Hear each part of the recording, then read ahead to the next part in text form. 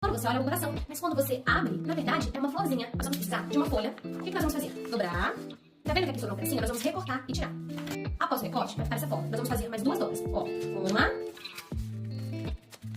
2, 3. 3 dobras. Aí nós vamos abrir. E aqui dentro, nós vamos, ó, coloca o dedinho aqui, abaixa essa parte, tá bom? Tá vendo o dedinho que tá aqui embaixo? Ó, ele vai empurrar essa parte pra fora. Aí tá vendo aqui, ó, aqui dentro, essa dobrinha aqui, ela vai dobrar de volta aqui, ó. Ó, ficou dessa forma aqui, ó. Certo? Nós vamos fazer desse lado agora, ó.